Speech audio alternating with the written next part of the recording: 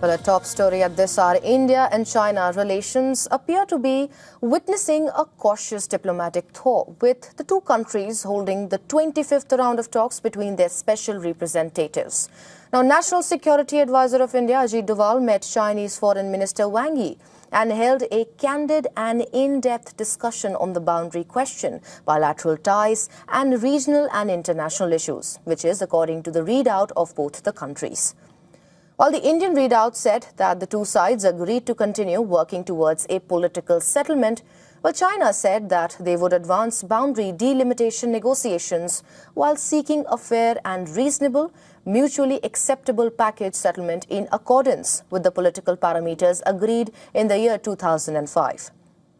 Though neither side repeated the early harvest formulation that featured in their previous special representatives meeting in August of 2025, it is a piecemeal strategy raised by China in 2017 to settle easier parts of the border before resolving the entire dispute.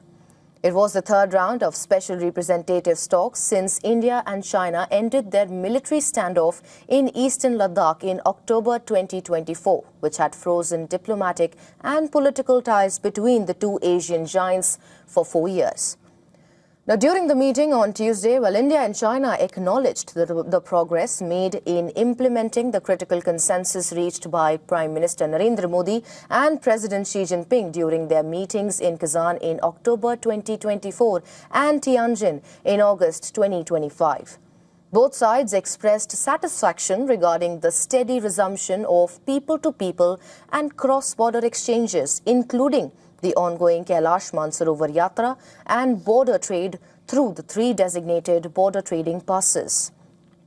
Well, in his opening remarks, Doval said that the return to normalcy in bilateral ties was a direct result of both sides maintaining peace and tranquility along the border. Wang Yi, meanwhile, pressed the countries to draw upon historical experience, place the boundary question, its proper context within the overall bilateral relationship and move beyond steadily. He underscored the significance of India-China ties, saying the relationship had moved beyond the bilateral sphere and acquired global significance. Now, the developments come ahead of potential meeting between PM Modi and President Xi Jinping at the SCO summit next week in Kyrgyzstan and the BRICS summit to be hosted in New Delhi in the month of September. Well, there has been no announcement from either governments on whether Xi Jinping will travel to India for the summit, but Doval's mention of the BRICS summit is likely a hint that he will be visiting Delhi. And for more on this, we are being joined live by Major General Sudhakarji from Jaipur. Well, he is a senior geopolitical, strategic, international affairs and defense expert. Well, thank you so much, General, for joining us today. Thank you, Adya. Good morning. Thank you for taking me for your show. 25 rounds of special representatives talks in, and the language is still maintaining peace and tranquility. Strategically, does that suggest a genuine stabilization of India-China relations, or is it a tactical pause by both sides while they focus on bigger pressures elsewhere? The US for China, Pakistan, and the neighborhood for India? Yeah, the short answer to your question is that India should look at an objective of controlled stabilization. What I mean is that we must have the diplomatic engagement without compromising our national interest. We must try and restore useful exchange without creating a situation where the unresolved boundary issue is put as a secondary matter or factor. So the boundary issue must continue to occupy the center stage in a relationship, mindful of the fact that much of our dependency on China is pretty high as far as the raw material is concerned to make our very doctrine and concept of Atmanirbhar Bharat in an early time frame. If we really want to speed up, you look at anything, be it the electronic products or the rare earth element or any other issue, or solar cells or the EV, electric vehicle products, or the critical minerals, etc., etc. Our percentage of dependence ranges between 40% to almost about 95%. Some of them cases are actually as high as 100%. So keeping this in the back of the mind, we need to calibrate our approach till such time we attain a target of 10 to 15 trillion US dollar GDP. I suppose my suggestion to the government of India would be to restructure our approach, be very cautious, because China as a country, going by the historical sense, cannot be trusted. They say something, they do something. So we need to look at it from the short term, medium term, and long term perspective, then get going ahead. And the center of our relationship should be to resolve the boundary issue as early as possible. Back to you, please. Right, General. Delimitation is finally on the table after years of avoidance. So what exactly changed strategically for China to even entertain this now? Is it genuine intent? Like, what exactly do you get from all of these talks which are happening? Yeah, thanks to Donald Trump for having imposed tariff. We should actually extend our gratitude to America for having come down heavily on anyone and everyone in the world. China was no exception, although China gave it back by weaponizing the rare earth element. But there was a situation wherein USA had imposed something to the tune of 200% or more than 225% of tariff. So now the situation is different. They have had a meeting on 14th and 15th of May 2026. There was a summit level meeting between Donald Trump and Xi. And Xi, without mincing his words, he referred to Thucydides trap and also brought out his concept. That concept of the geopolitics in the world order should be driven by a constructive strategic stability with cooperation. So he simplified his expression in Chinese by saying that you must avoid adversarial relationship and go ahead with managing the differences. The same applies for India as well. Now, in the overall context, if you see, the global dynamics have actually shifted or gravitated away from geopolitics to geoeconomics. Today, China dominates the geoeconomics in the world order. And having done that, it finds that India, with a population of 1.46 or 48 billion people, with a buying capacity of more than 575 million people who can expend or buy something to the tune of $12 a day of products, that is a huge market. They can't actually ignore a market so close to the massive, the geographical massive.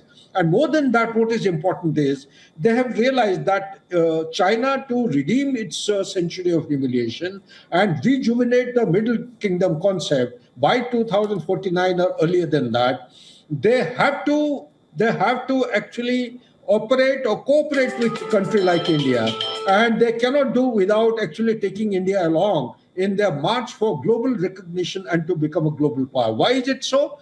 Because the energy dependence of China is pretty high. 83.7 to 84% of its energy requirement is imported from outside China, although it has gone on to actually renew a certain high percentage. 33% of the energy being renewable energy, but good percentage comes from outside, and this energy passes through the sea lanes of communication, that is from Persian Gulf through the 6-degree channel, 9-degree channel, then through the 6-degree channel between Great Nicobar Island and the Sabang Island of Indonesia, through Malacca. That's why they call Malacca as Malacca Dilemma, because if the energy is choked at Malacca Dilemma, then the economy will be actually getting absolutely subjected to a huge sabotage and maybe an attack which they cannot recover from. So therefore, they have to take India along in order to grow, and therefore they are channelizing their energy. Not that you can trust them. There are lots of differences, but India also has got a lot of things to gain from China. So it is a win-win kind of a situation. Or via media, if it is worked out, notwithstanding the resolution which Indian Parliament passed in 1962, that every inch of ground, when we lost Aksai Chin, that is the place where Chinese did not withdraw. The Chinese withdrew after 1962 from the McMahon line. But along the Aksai Chin, they have occupied 38,000 square kilometers of land, India's land. And that's how the Chow Lai, when he came on more than three visits to India way back in 60s, he had been proposing package deal. Fortunately, this package deal is gradually being pushed aside into the backbench. And a thing has come that delimitation must be carried out as soon as possible by applying the early harvest. What is early harvest? Early harvest are those sectors where there are minimum disputes and there can be early reconciliation and delimitation can be carried out. What is delimitation? Delimitation is a political and the legal process to actually define a boundary, and defining boundaries starts with drawing a line on the map mutually accepted by both the parties. Thereafter, you go on to the next stage is called demarcation. And demarcation is an activity which is done on the ground by erecting pillars. So India and China are doing well as far as the present progress is concerned.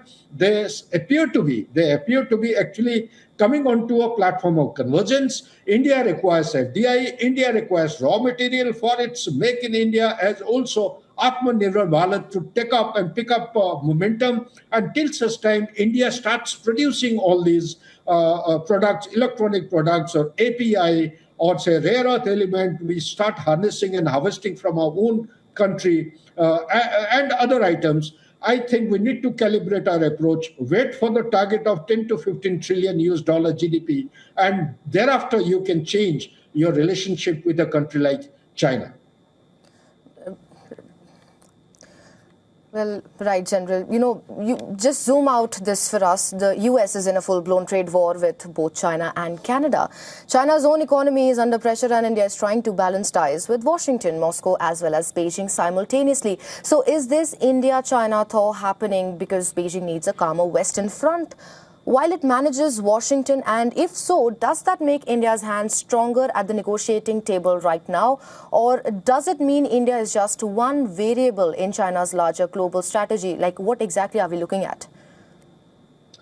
That's a brilliant question. Let me dispel some myths in the minds of the viewers. You see, the biggest problem between India and China is that China will never accept India as an equal partner. Whereas India's sole requirement is that we should be treated as an equal partner, not as a junior partner.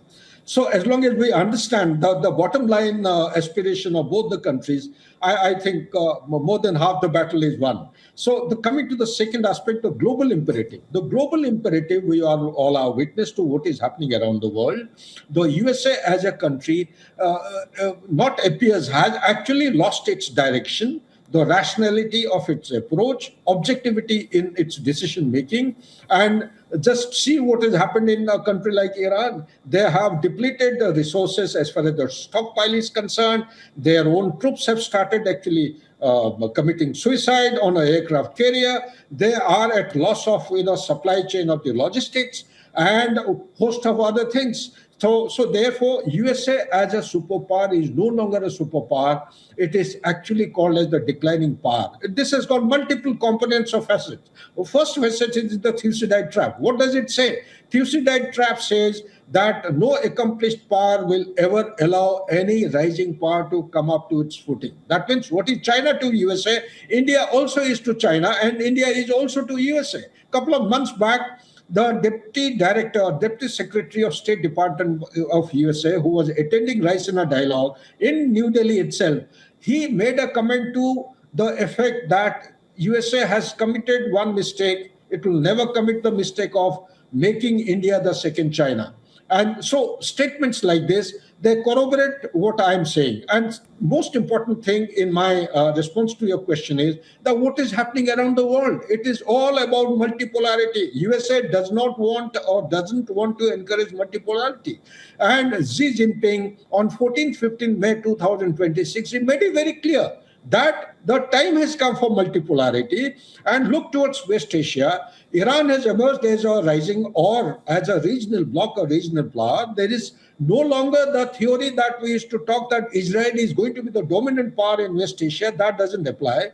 There may be a collective security architecture based on the West Asian countries. The local problem will have a local solution. So therefore, it may be a polycentric world with Russia towards one end, China towards other, India emerging as a pole, which is based on the factor of credibility. It may not have that much of economic might as of now. Militarily, we have proven beyond all expectations during Operation Sindoor. Many think tanks in the world have rated India pretty high as third position in Asia, Right, as third in the so sorry, WMDA.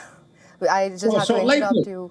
I'm so sorry for interrupting you, but we are running short on time. But of course, we are looking at what exactly is to come up ahead of this talks. But thank you so much for giving us your insight on this. And of course, we'll be tracking. But thank you so much, General, for joining us today and giving your insights. Thank you so much. Thank you, Adia. Thank you so much.